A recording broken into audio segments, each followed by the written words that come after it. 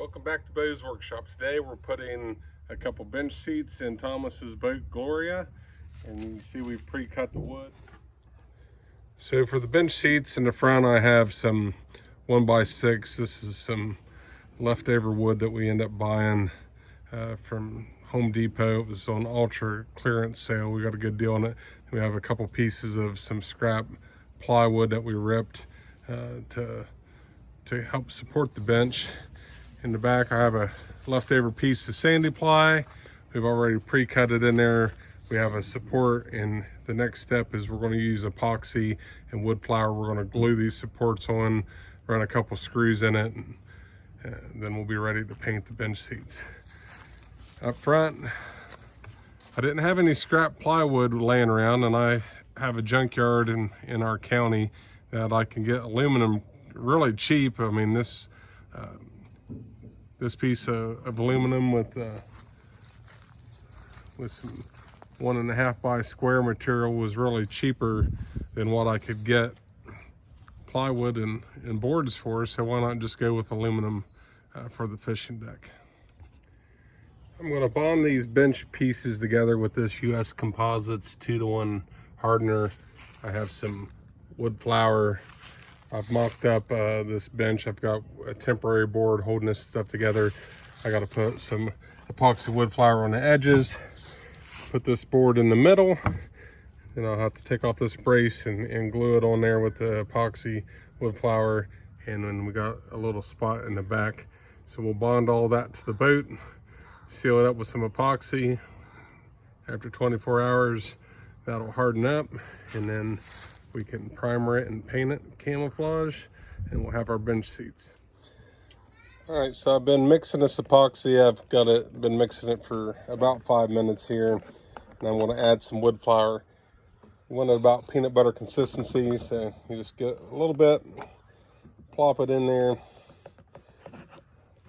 It's better just to add a little bit at a time. If you go get it too thick, it's going to cause you a hassle.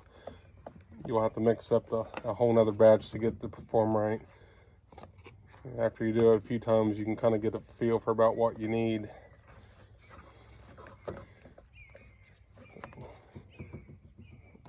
Just add a little bit at a time. It's starting to thicken up now. One more little glop and I'm there.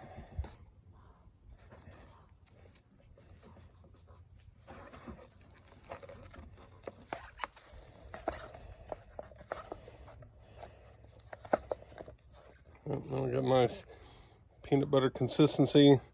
That'll stick. And that's how you make that wood flour epoxy glue. We'll use a little piece of scrap wood that I did the stirring with to put this on the edge of the board. I'm just going to run a nice little film. My main goal is to keep water from getting in the seams and rotting out the boards. Clean up any spillage as you go. Seems to make everything go faster if you don't have to have a bunch of cleanup.